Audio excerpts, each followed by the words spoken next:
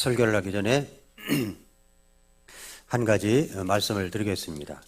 이것은 이제 여러 부서에서 합의를 해야 되는 예정인데, 전에도 말씀을 드렸지만 우리가 새 예배당을 짓게 되면 어린아이부터 노인에 이르기까지 한 자리에서 예배를 드린다라는 것을 여러분에게 말씀드렸던 적이 있습니다. 근데 그것을 그때까지 기다리기에는 너무 시간이 짧다, 너무 시간이 없다라고 생각이 드는 거예요. 제 자신으로서는 이제 우리 틀이 잡혀야 되는데, 그래서 주일학교, 중고등부, 그 다음에 청년대학부, 장년부 할 것 없이 이 자리에서 한 자리에서 예배를 드렸으면 좋겠다고 생각이 들었습니다. 미국 교회 같은 경우는 되게 그렇게 합니다. 그런데 미국 교회는 두 가지 스타일이 있어요. 하나는 이제 끝까지 어린아이들이 예배를 드리는 스타일이 있고, 하나는 설교 직전에 이제 분반을 해가지고 주일학교는 따로 가서 이제 주일학교 썬데이 스쿨을 하고 그렇습니다. 그런데 대부분 이제 근본주의 침례교회에서는 이제 같이 예배를 드려요. 그러니까 어린아이 있을 때부터 아이들이 어른과 같이 예배 드리는 스타일이 딱 잡히는 거예요. 왜 그런 생각을 하게 됐냐면, 우리 아이들이요, 엄마 아빠가 예배 드리는 모습을 보면 신앙이 달라집니다. 엄마 아빠가 말씀을 듣고 감격해하고 눈물을 흘리고 하나님 앞에 자신을 드리고, 그리고 엄마 아빠가 예배 드리는 모습을 보면서 아이들의 신앙이 완전히 커갈 수가 있는 겁니다. 그래서 저는 그런 모습이 참 이상적으로 그려졌습니다. 근데 아이들은 뭐 집중력이 약하기 때문에 안 된다.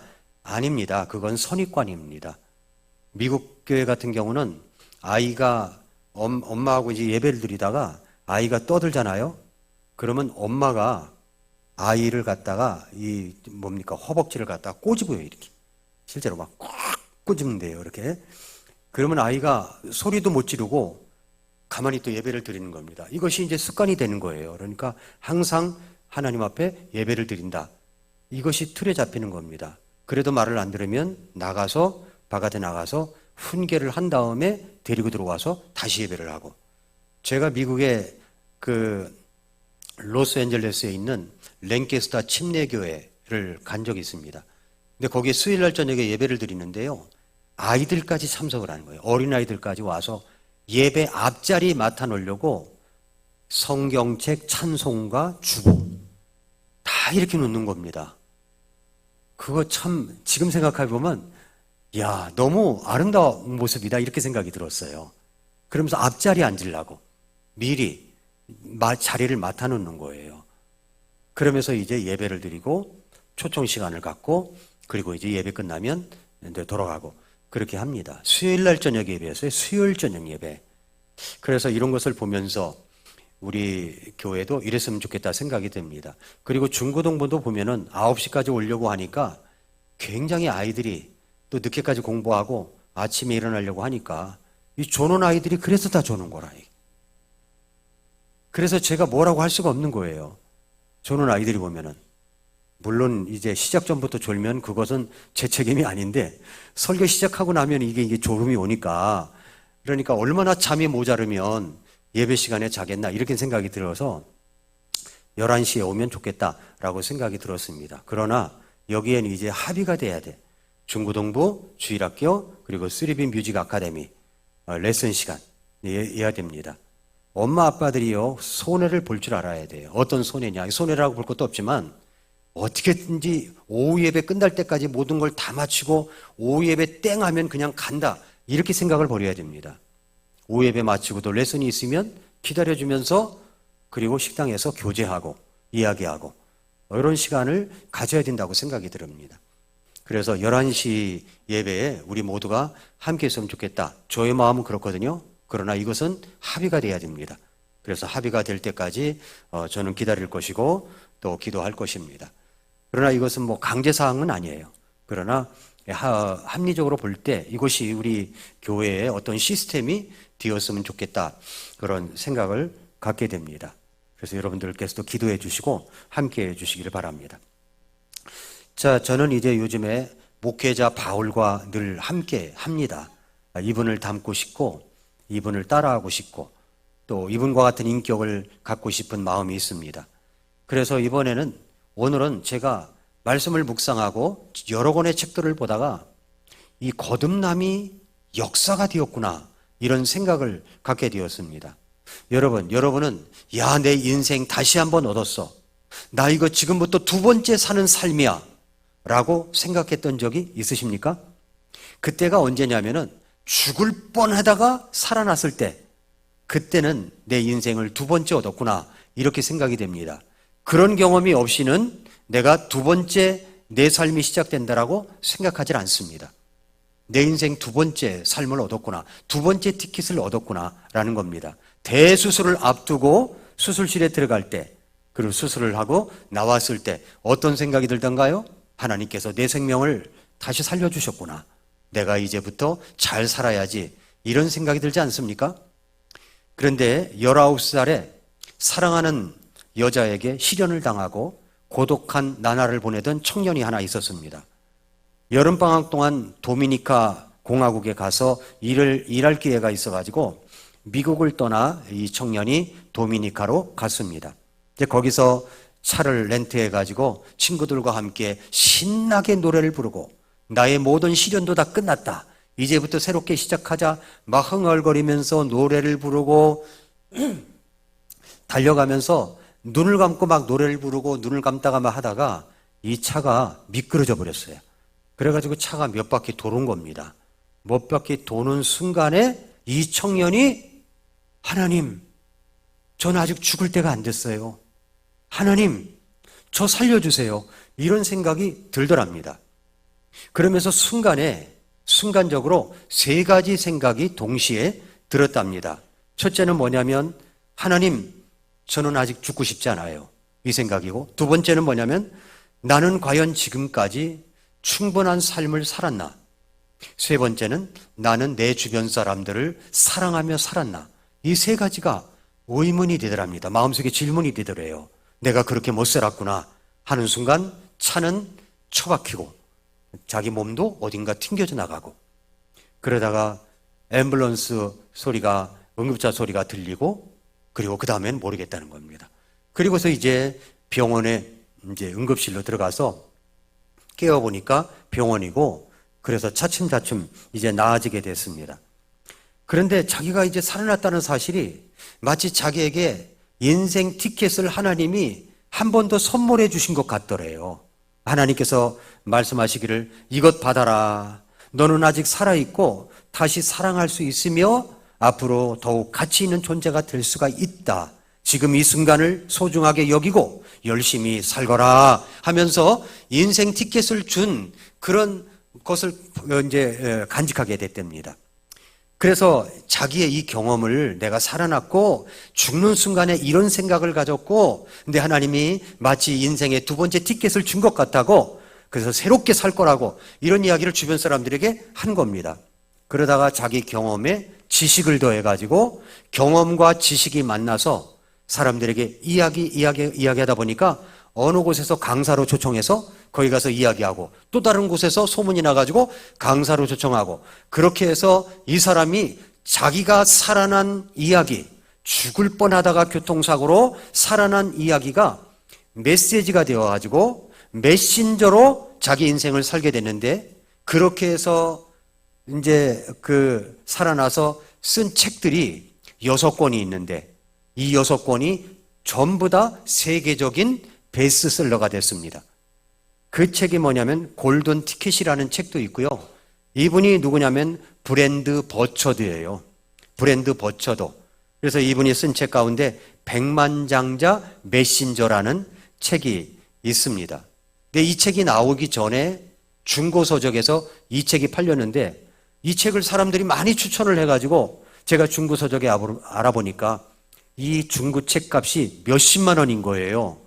아니 만 얼마짜리가 몇십만 원이라니 이게 말이 됩니까? 뭐 어떤 때는 50만 원, 60만 원인 겁니다.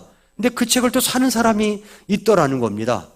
근데 저도 사지 못하고 있다가 어떤 분이 자기가 책 2권을 선물로 받았는데 한 권을 목사님을 주겠다고 그래서 제가 받게 됐습니다. 그러니 이것을 안 읽어볼 수가 있나요?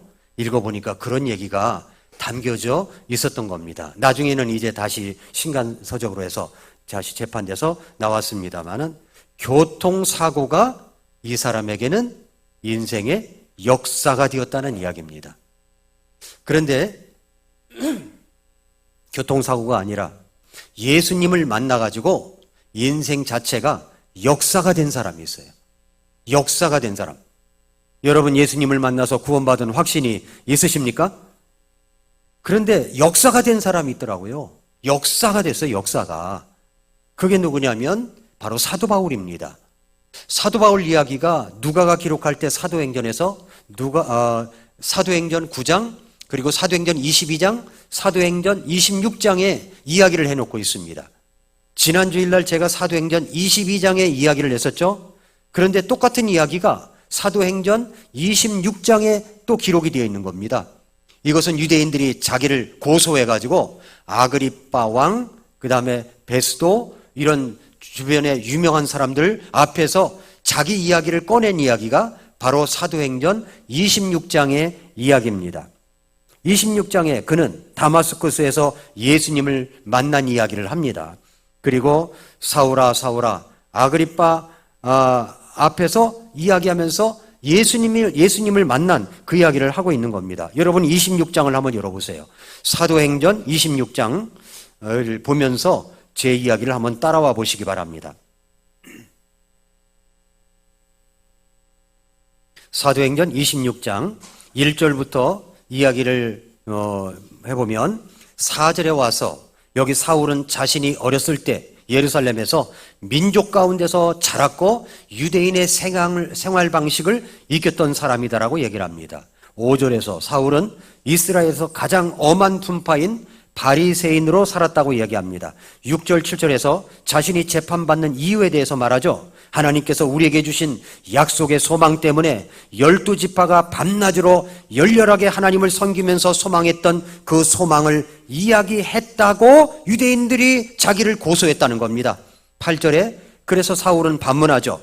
당신들은 어찌하여 하나님께서 죽은 자들을 일으키신다는 것을 믿을 수 없는 일로 생각하십니까? 이렇게 이야기하면서 자신의 과거, 믿게 된 과정, 그리고서 이제 여러 가지 도전을 주는 이야기를 합니다. 먼저 22장 9절 이하에 보면은 자신의 과거 이야기를 합니다.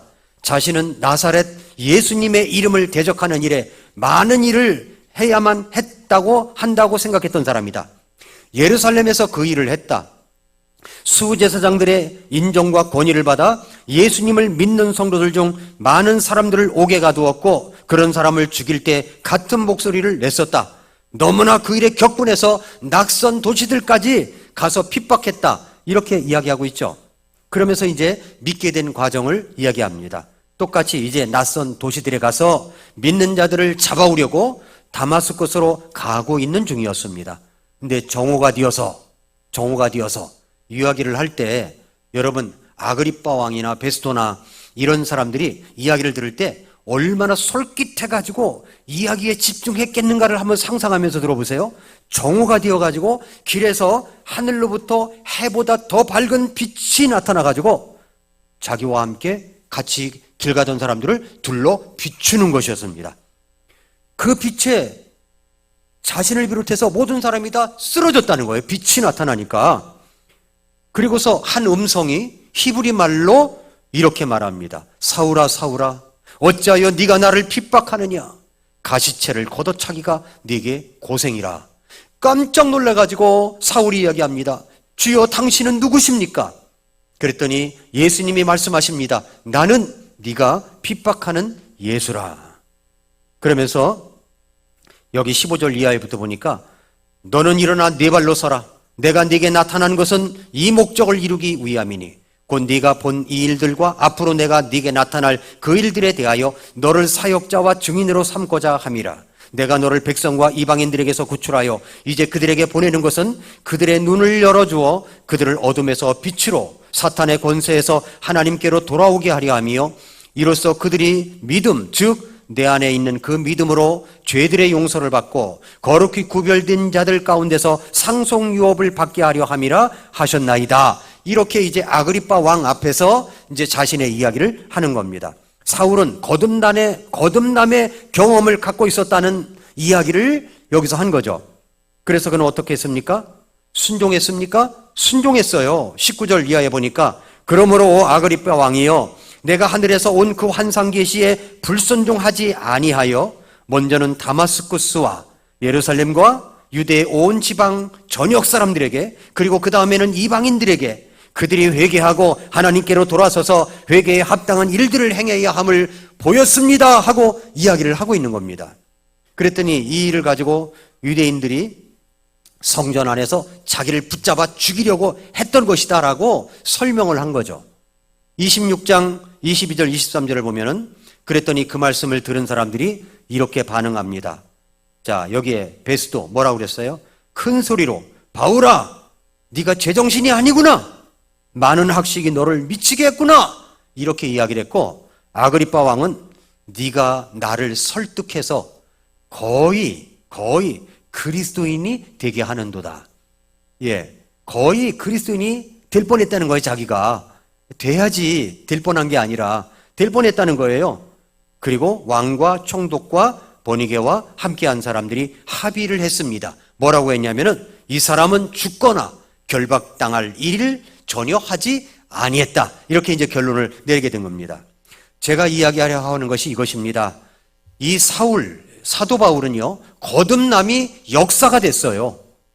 이분이 하나님의 계시를 받아서 서신서를 기록했는데 이 서신서가 14권이 히브리서까지 포함하면 14권이 하나님의 말씀으로 기록이 되었습니다. 그러니까 이분의 거듭남이 역사가 된 거죠. 역사. 여러분, 우리 인생은 나의 거듭남이 역사가 되어 있습니까? 역사가 되어 있나요? 나의 거듭난 경험은 교통사고로 죽음의 경험과는 비교할 수 없는 경험이었습니다. 영원한 죽음의 갈림길에서 영원한 생명으로 다시 한번 태어났기 때문입니다. 그렇다면 거듭남이 역사가 되었나요? 이렇게 거듭난 경험이 역사가 된 사람들이 있습니다. 성경에 보니까 막달라 마리아입니다. 막달라 마리아. 여러분, 누가복음 8장 1절부터 3절을 한번 열어보시기 바랍니다. 누가복음 8장 1절부터 3절에 보니까 그 뒤에 그분께서 두루 모든 도시와 마을을 다니시며 하나님의 왕국의 기쁜 소식을 선포하고 보이셨는데 12제자가 그분과 함께 하였고 또 악한 영들과 병약함에서 고침을 받은 어떤 여자들, 곧 몸속에서 7마귀가 나간 자로 막달라 마리아라 하는 마리아와 헤롯의 청지기 구사의 아내 요한나와 또 수산나와 그 밖에 많은 여자들이 자기 제물로 그분을 섬겼더라. 여기 누가 나옵니까? 막달라라 부르는 마리아가 나오죠. 막달라 지방에 사는 이 마리아가 나옵니다. 이 마리아가 어떤 사람이었냐면요, 악한 영들에게 시달림을 받은 여인입니다. 7마귀가 이 몸속에 들어와 있어서 이 여인을 갖다 굉장히 괴롭혔었어요. 그의 인생은 더 이상 희망이 없었습니다. 그런데 예수님을 만나서 몸속에 있던 모든 마귀들이 나가고 고침을 받고 거듭나게 되었습니다. 그의 거듭남이 역사가 된 거예요. 어떻게 그렇게 될 수 있었을까요? 자신의 제물로 다른 자매들과 함께 예수님의 사역을 섬겼습니다. 그뿐만 아니라 예수님의 부활을 제일 목격한 여인도 막달라 마리아예요. 그리고 제자들에게 달려가서 예수님이 부활하셨다고 제일 먼저 소식을 알릴 여인도 막달라 마리아입니다. 그러니까 이 막달라 마리아의 거듭남이 역사가 된 거죠. 또 성경에 오네시모라는 사람이 나옵니다. 오네시모는 원래 빌레몬이라고 하는 사람의 종이었었어요. 그런데 이 종이 도망을 쳐가지고 로마까지 갔습니다. 그래서 로마에 어찌된 영문인지 감옥 안에 있는 이 사도 바울과 만난 거예요. 그래서 사도 바울이 이 사람을 구령을 했어요. 예수님을 믿게 했습니다. 그리고 편지를 한 장 써가지고 빌레몬에게 보냅니다. 빌레몬서를 한번 열어보세요. 그게 빌레몬서거든요. 빌레몬서 1장입니다. 빌레몬서 1장 8절부터 10절에 보니까 이렇게 이야기를 합니다. 그러므로 내가 그리스도 안에서 심히 담대하여 합당한 것을 네게 명할 수도 있으나, 사도 바울이 빌레몬에게 이것은 명령이다, 들어라 해도 된다는 겁니다. 그런데 그렇게 하지 아니하고 그렇게 명할 수도 있지만 9절에 도리어 사랑으로 인해 네게 간청하노라. 이런 자, 곧 나이 많은 자 바울은 지금 또한 예수 그리스도의 갇힌 자가 되어 내가 결박 가운데 낳은 나의 아들 오네시모를 위해 네게 간청하노라. 네 집에서 도망친 종이 하나 있는데 그게 오네시모지. 어떻게 알았을까요? 오네시모가 다 이야기했으니까 알았겠죠? 그 오네시모를 위해서 내가 간청을 하는데 11절 그가 지나간 때에는 네게 무익하였으나 이제는 너와 내게 유익함으로 내가 그를 다시 보내었느니 그러므로 너는 그를 받아들이라. 그는 곧 내 속 중심이니라. 이렇게 이제 간곡하게 편지를 보냅니다. 그때 당시의 종은요, 도망친 종은 주인이 죽일 수도 있었습니다. 그런데 사도 바울이 뭐라고 그래요? 네가 전에는 그가 무익했지만 이제는 유익하다는 겁니다. 서신서에 보면은 가끔 오네시모 이야기가 나옵니다. 오네시모 이름이 언급되어 있어요. 그러니까 이 사람 인생이 예수님을 만나가지고 거듭나가지고 어떻게 됐습니까? 사도 바울을 통해서 거듭나가지고 예수님을 믿고 구원받아서 그 인생이 역사가 된 겁니다. 물론 다 기록은 없어요. 그렇지만 그의 하나님 앞에서 볼 때 그의 인생이 역사가 된 거죠. 역사. 놀랍지 않습니까? 무익한 사람이 말이죠. 아, 하나님의 은혜로 이 쓸데없는 자 왜 구속하여 주는지 난 알 수 없도다. 연세 많으신 우리 다락방 목장 식구들이 와서 이 찬송을 부를 때 마음이 그냥 찡하더라고요. 어린 청년들이 아, 하나님의 은혜로 이 쓸데없는 자 이래면 이게 별로 살아보지도 않고 그런 소리에 이럴 텐데 이제 정말 인생에 이제 참 오래된 세월을 보내고 있던 분들이 나오셔서 아, 하나님의 은혜로 이 쓸데없는 자 왜 구속하여 주는지 난 알 수 없도다. 마음이 얼마나 찡합니까? 그러니까 눈물이 나죠. 눈물이 나죠. 그러니까 우리 정말 쓸데없는 자였어요. 무익한 자였습니다. 그런데 예수님을 만나서 유익한 자가 되었습니다. 이 얼마나 놀라운 일입니까? 예수님을 만나서 거듭남이 역사가 되었다고요. 거듭남이. 여러분의 인생 속에서 벌어진 일들 다 기록으로 드러나고 영상으로 드러나지 않아서 그렇지 여러분이 주님을 위해서 살아가는 모든 일들이 역사가 된 겁니다. 우리 주님은 그것을 다 기억하고 계시는 거예요.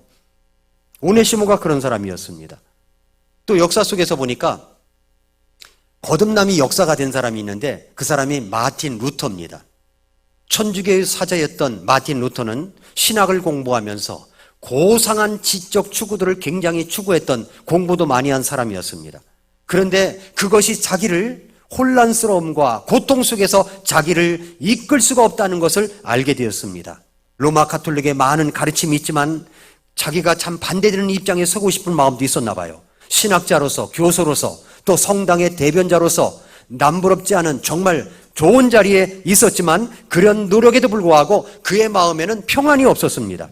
그는 밤마다 자신의 좁은 방 안에 딱딱한 침상에서 괴로움에 몸부림치면서 이렇게 부르짖었답니다. 오, 내 죄요. 오, 내 죄요. 내 죄들이요 하면서 부르짖었대요. 왜 그러냐면은 노력해도 고행을 해도 죄책감이나 내 죄악이 씻겨지지 않았다고 하는 그 마음이 떠나질 않았기 때문에 그렇게 한 겁니다. 그러나 그가 어느 날 로마서를 읽다가 한 절 말씀에 딱 꽂혔다는 겁니다. 그것이 바로 로마서 1장 17절 말씀이에요. 복음에는 하나님의 의가 믿음에서 믿음까지 계시되어 있나니 이것은 기록된 바 의인은 믿음으로 살리라 함과 같으니라. 이 말씀을 읽는 순간에 그냥 소스라치게 놀라서 그래 맞아, 고행으로 되지 않아. 내가 무릎으로 계단을 올라가서 내 죄를 씻겨달라고 고행으로 한다고 되는 게 아니야. 오직 이것은 믿음으로 되는 거야. 이 확신을 갖고 계단에서 뚜벅뚜벅 걸어 나와서 반박문을 써붙이고 종교개혁을 일으켰습니다. 어떻게 해서 그렇게 됐습니까? 거듭남이 역사가 된 겁니다. 거듭남이 역사가 된 거예요. 또 한 분을 소개해 드립니다. 역사 속에 있었던 설교의 황태자라고 부르는, 설교의 황제라고 부르는 목사님이 한 분 계시는데 그분이 바로 찰스 스펄전 목사님입니다. 스펄전 목사님. 이 목사님은 킹 제임스 흠정역 성경을 너무 사랑한 분이고 19세기에 근본주의 독립 침례교회 목사님이셨습니다. 19세기 이후에 가장 강력한 영적 영향력을 끼친 설교자로서 설교의 황제로 부르기도 했습니다.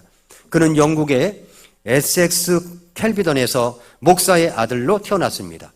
평온하고 경건한 목회자 가정에서 태어났어요. 그렇지만 자기가 정말 구원받지 못했다고 하는 회의 때문에 어쩔 줄 몰라 하는 세월을 많이 보냈답니다. 그러다가 그는 예수 그리스도를 구주와 주님으로 영접하고 고백을 해가지고 그가 인생이 달라졌어요.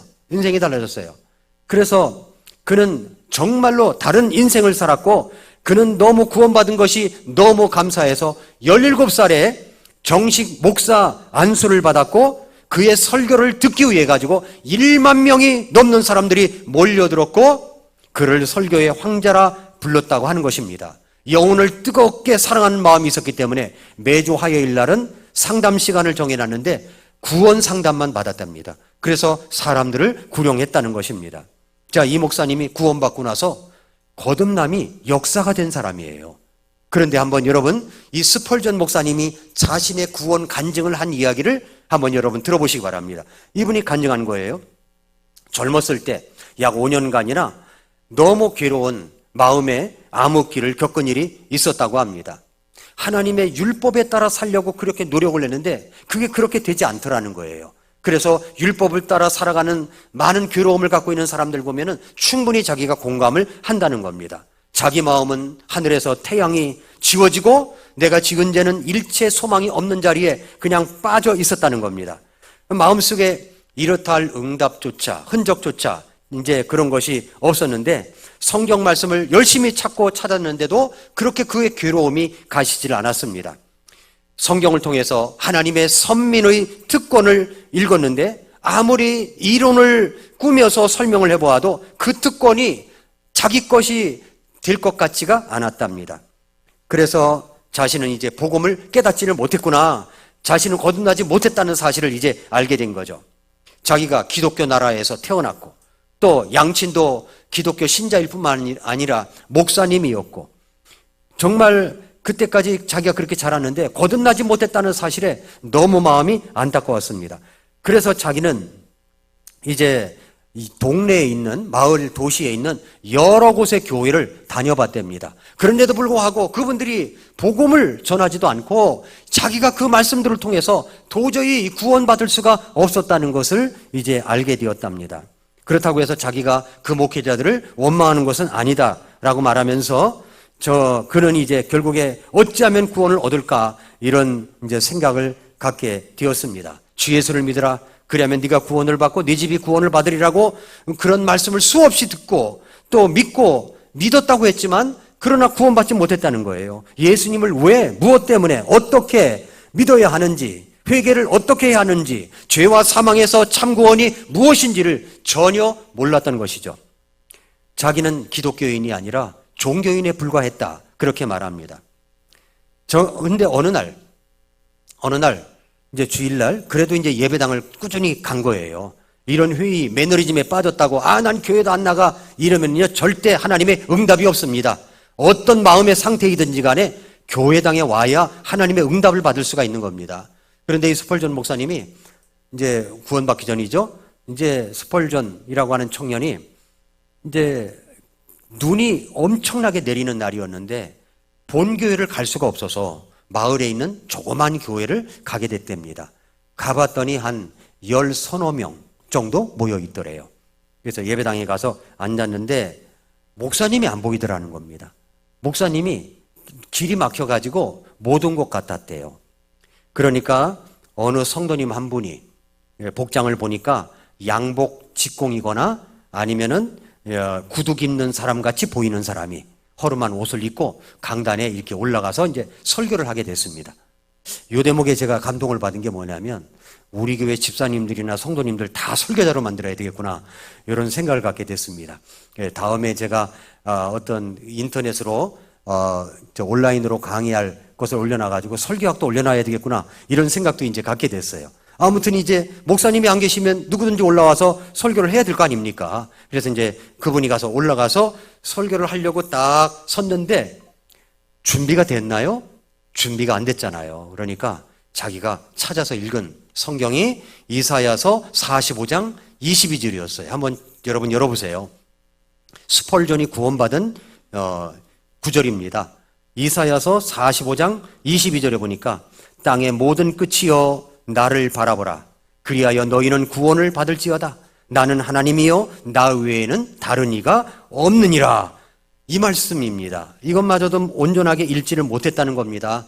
그러나 그것은 문제가 되지 않았다는 겁니다. 성경 봉독을 들었을 때 자기 생각에 그 말씀에는 자기에게 대한 어떤 소망이 감추어져 있구나라는 것을 아주 느꼈답니다. 그러면서 이제 이 설교자가 허름한 이제 옷을 입은 성도님이 설교를 하기 시작했습니다. 친애하는 여러분, 이 본문은 매우 간단한 말씀입니다. 여기에는 나를 바라보라고 했습니다. 여러분, 바라보는 것 그렇게 힘든 일이 아닙니다. 우리는 보려고 다리를 들거나 손가락을 움직일 필요가 전혀 없습니다. 그저 보면 되는 것입니다. 그렇습니다. 우리는 보는 법을 배우러 대학에 가지 않습니다. 누구나 볼 수 있습니다. 어린아기도 볼 수 있습니다. 그런데 성경 말씀은 바로 이와 같이 그저 바라보기만 하라고 합니다. 성경은 분명히 나를 바라보라고 말씀하십니다. 여러분은 모두 자기를 바라봅니다. 가족을 바라봅니다. 출세를 바라봅니다. 명예를 바라봅니다. 그러나 그것들은 아무리 바라보아도 소용이 없습니다. 여러분이 바라보았자 참 평안이 없습니다. 여러분이 바라보았자 참 행복이 없습니다. 참 소망이 없습니다. 어떤 사람은 하나님을 바라보라고 하십니다. 안 됩니다. 그보다 먼저 예수님을 바라보십시오. 예수님이 나를 바라보라고 하셨습니다. 또 어떤 사람은 성령이 역사할 때까지 기다리라고 합니다. 여러분은 그럴 필요가 없습니다. 단지 예수님을 바라보십시오. 그분은 나를 바라보라고 하셨습니다. 이렇게 설교를 하는 거예요. 감동이 되지 않습니까? 여기까지 들어도 그런데 그리고 나서 이 성도님이 다음과 같이 소리를 쳤답니다. 너는 나를 바라보라. 나는 너의 죄들을 위해 피를 흘렸다. 나를 바라보라. 나는 십자가에 매달렸다. 나를 바라보라. 나는 너를 위해서 못 박혀 죽었다. 장사되었다. 나를 바라보라. 나는 다시 살아났다. 나를 바라보라. 나는 죽음에서 부활하여 승천했다. 나는 지금 하나님 우편에 앉아있다. 나를 바라보라. 죄인인 너를 위하여 애타게 기다리고 있다. 오, 나를 바라보라. 나를 바라보라. 이렇게 막 소리를 쳤다는 것입니다. 여기까지 설교가 한 10여 분 이제 설교를 마쳤대요. 더 이제 이분이 자기 스펄전 생각에 더 이상 할 말이 없이 이제 그렇게 이제 보였다고 합니다. 준비된 것이 없으니까 그럴 수밖에 없겠죠. 그러자 이제 설교자가 강단 밑에 이렇게 보니까 10서너 명 앉아 있으니까 새로 나온 사람 금방 알잖아요. 그러니까 그 청년을 바라보면서 자기를 바라보면서 이야기를 하더라는 거예요. 히브리서 12장 2절에 우리의 믿음의 창시자여 또 완성자이신 예수님을 바라보자. 이것을 읽고는 뭐라고 그랬냐면은 예수님을 바라보고 우리 연약함을 보지 말아야 합니다. 우리 연약함을 한탄함으로써 우리가 강해질 수 있습니다. 오직 예수님을 바라볼 때 그의 능력이 우리 속에 역사하여 그의 찬송이 우리 입술에서 터져나오게 됩니다. 예수님을 바라보고 우리의 죄를 보지 말아야 합니다. 죄의 생각은 사망을 가져올 뿐이요 예수님을 사모한 것만이 영원한 생명에 이르게 됩니다. 이스라엘 백성을 낫게 한 것은 그의 상처를 들여다보는 일이 아니었고 다만 노뱀을 쳐다보는 일이었습니다. 예수님을 바라보고 우리의 공로를 보지 말아야 됩니다. 눈앞에 세상 일에 너무 정신을 기울임으로써 주님의 의를 망각하지 말아야 됩니다. 죄의 마음을 예수님께 맡기십시오. 때를 따라주시는 주님의 은혜가 넘치도록 주님을 바라봐야 됩니다. 그리고 나서 이 청년을 딱 향해가지고 하는 말이 청년, 당신은 왜 그렇게 가련한 모습을 하고 있어? 라는 거예요. 자기가 지금까지 설교를 들어봤지만 설교하다가 갑자기 한 사람 지적해가지고 그렇게 이야기하는 건 처음 들어봤다는 거예요. 깜짝 놀란 거죠. 청년, 왜 이렇게 가련한 모습을 하고 있어? 그러니까 깜짝 놀란 겁니다. 그러면서 그의 한마디가 자기 마음을 완전히 격동을 시켜놨다는 겁니다. 그러면서 청년이여, 이 성경 말씀에 순종하지 않으면 언제나 가련할 것이고 죽어서도 가련할 것이요. 그러나 이제 이 시간에 이 성경 말씀에 순종하면 청년은 구원을 받을 수 있어. 아주 큰 소리로 말했다는 겁니다. 청년이여 예수님을 바라보라. 지금 바라보라. 이러니까 스펄전이 너무 감동이 돼가지고 뻘떡 일어난 거예요. 자리에서 뻘떡 일어나가지고 예수님을 구주로 믿고 거듭나게 되었다고 고백하고 있습니다. 그렇게 해서 거듭났대요. 그는 그 순간에 어두움의 구름이 걷히고 광명한 햇빛이 자기를 쫙 조이는 것 같았답니다. 그는 주님의 귀하신 보혈과 그리고 단순하고 명확한 예수 그리스도의 십자가의 복음을 듣고 구원받은 사실에 너무 놀라고 감사와 감격이 있어서 뭐라고 이야기를 하냐면, 누가 이 복음의 진리를 좀 더 일찍이 나에게 전해주지 않았단 말인가, 그 한탄을 했다는 겁니다. 조금만 더 일찍 나에게 이런 복음을 전해주었다라면 하고 이야기를 했다라는 것입니다. 그는 그렇게 해서 거듭남이 역사가 되었습니다. 역사가 되었어요. 세계적인 설교의 황제라는 말을 들을 정도로 아주 놀라운 설교와 구령의 메시지로 수많은 사람들을 주께로 인도하는 하나님의 사람이 되었습니다. 거듭남이 역사가 되었습니다. 거듭남이 역사가 되었어요. 네, 졸지 마세요. 이름 불러가지고 이야기를 해야 돼. 여기 한 성도님이 스펄전을 청년이여 했던 것처럼 졸지 마세요. 하나님을 바라보세요. 구원받았는가 생각을 해보세요. 또 한 사람이 있습니다. 무디라는 목사님이세요. 이분은 1837년 미국 매사추세츠 주의 노스필드의 한 허름한 농가에서 태어난 사람입니다. 너무 가난해가지고 교육도 제대로 받지 못한 분이에요. 어린 시절에 어머니의 청교도적인 교육에 힘입어가지고 자신이 옳다 생각하는 일에는 아주 열정과 모든 열심을 다했던 그런 사람이었습니다. 그러다가 17살 때 돈을 벌기 위해서 집을 나와가지고 매사추세츠의 클린톤에서 신문 배달을 하다가 자신의 실수로 말미암아 그만 해고를 당하게 되었습니다. 그래서 보스턴에 있는 이제 삼촌의 구두가게에서 일을 하게 됐는데, 이 삼촌이 4가지 조건을 걸더래요. 그 중에 하나가 뭐냐면, 너는 주일이면은 교회에 나가서 썬데이 스쿨에 가야 된다. 주일학교에 가야 된다. 그거 못하겠습니까? 미국은 썬데이 스쿨 하면은 어린아이도 썬데이 스쿨, 중고등부도 청장년부도 썬데이 스쿨이라고 합니다. 거기 가서 이제 공부를 하라는 거죠. 그래서 이제 그 조건을 걸고 이제 그 구두가게에 입사를 해가지고 이제 일을 하게 된 겁니다.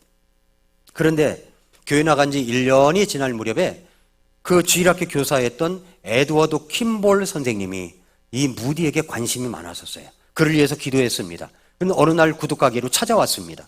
그러면서 이야기합니다. 무디, 자네는 예수 그리스도를 개인의 구주로 영접한 체험이 있는가? 글쎄요, 저는 어머니를 따라 교회에 열심히 다녔고 지금도 교회 다니고 있고 예수님도 믿고 있습니다. 이렇게 이야기를 하니까 에드워드 킴볼 선생님이, 내 말은 그 말이 아니라 네가 죄인됨을 회개하고 예수님을 개인의 구주로 영접한 적이 있느냐 묻는 거야. 오늘 내가 너한테 복음을 전할 건데 내 이야기를 한번 들어볼래?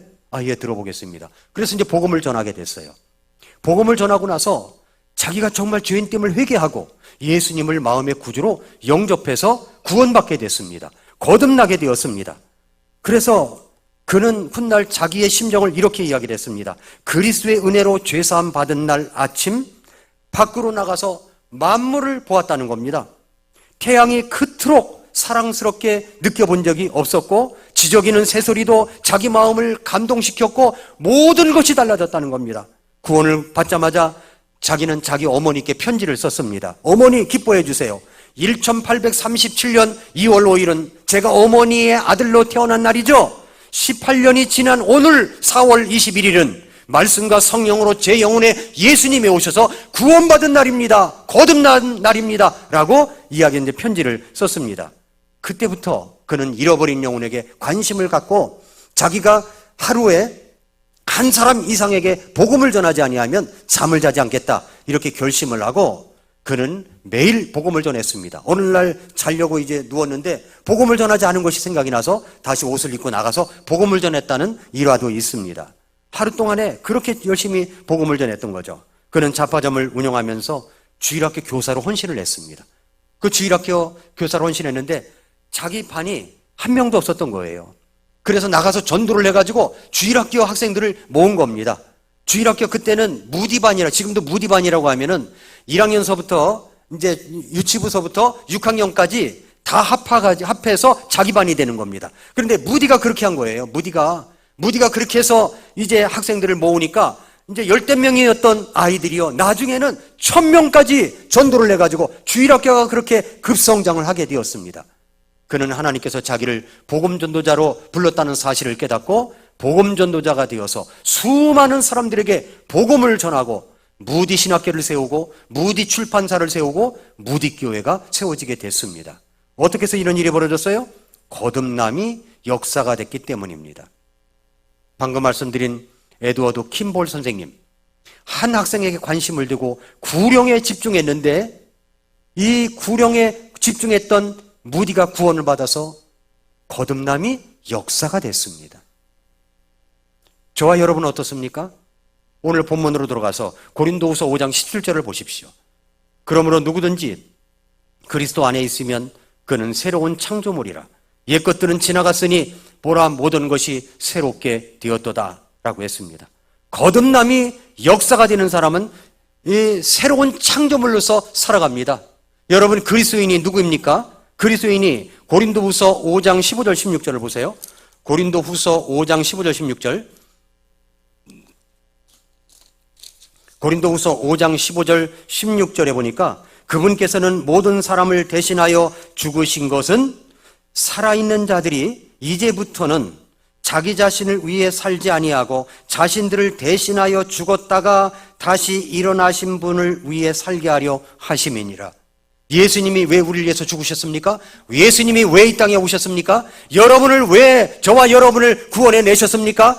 이것은 이제부터는 우리가 자신을 위해서 살지 아니하고 이제는 죽었다가 다시 일어나신 분을 위해서 살게 하려 함이라고 말씀을 하고 있습니다. 16절에 그러므로 이제부터는 우리가 아무도 육체를 따라 알지 아니하노니 참으로 지금까지는 우리가 그리스도를 육체를 따라 알았으나 지금 이후로는 그분을 더 이상 이같이 알지 아니하노라. 그러므로 누구든지 그리스도 안에 있으면 그는 새로운 창조물이라. 옛것들은 지나갔으니 보라 모든 것이 새롭게 되었다고 하면서 이 거듭남이 역사가 된 스토리를 고린도 전서, 후서, 로마서, 에베소서, 빌립보서, 골로새서 모든 이 사도 바울이 쓴 서신서를 보면은 이 누가는 사도행전에서 이 사도 바울의 구원에 자세한 이야기를 썼지만 사도 바울은 각 서신서에서 한 줄로 자신의 구원을 요약하고 복음을 요약한 것이 수두룩하게 되어 있습니다.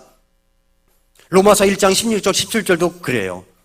그리고 그뿐만 아니라 갈라디아서 5장 1절에 그리스도께서 해방의 자유로 우리를 자유롭게 하셨으니 그러므로 자유 안에 굳게 서고 다시 속박의 몽해에 얽매이지 말라라고 말씀을 했습니다.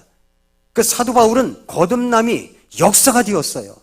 그리고 서신서마다 그 이야기를 계속 이야기합니다. 에베소서를 읽으면요, 기가 막힌 구절들이 너무 많아요. 너무 이런 말씀이 있잖아요. 너희가 믿음을 통해 은혜로 구원을 받았나니 그것은 너희 자신에게서 난 것이 아니요 하나님의 선물이라. 행위에서 난 것이 아니니 이것은 아무도 자랑하지 못하게 하려 함이니라 말씀했지 않습니까? 거듭남이 역사가 된 거예요. 우리가 생각할 때 나는 조그만 일을 하는데 그게 역사가 될 수 있나? 아닙니다. 우리 주님 앞에서는요, 엄청난 큰 일을 보는 게 아니에요. 작은 것을 보는 겁니다. 네가 작은 일에 충성을 다했구나, 최선을 다했구나 라고 보시는 거죠. 그렇죠? 그러니까 오네시모가 무익한 자였지만 유익한 자가 된 것처럼 여러분이 예수님 믿고 구원받았으면 이제는 내 자신을 위해서 살아서는 안 됩니다. 하나님 앞에 헌신을 하는 것이, 헌신을 해주는 게 되면 안 되는 겁니다. 해주면 안 되는 거예요. 주님, 저는 이 쓸데없는 몸 주님 앞에 드립니다. 주님의 사랑으로, 하나님의 은혜로 이 쓸데없는 자 왜 구속하여 주는지 난 알 수 없지만 그러나 나를 구원받게 해주신 것이 너무 감사해서 이 한 몸을 드립니다. 이런 감사와 찬송이 있을 때 주님이 그걸 받아주시는 거죠. 헌신은 해주는 게 아니에요. 자기 자신의 주님의 은혜, 거듭남이 역사가 된 사람들이 만들어가는 것입니다. 사랑하는 성도 여러분, 여러분은 거듭나신 적이 분명히 있으십니까? 그렇다면 그것이 역사가 되는 겁니다. 역사로 만들어가는 우리 성도 여러분들 되시기를 축복합니다. 기도하겠습니다.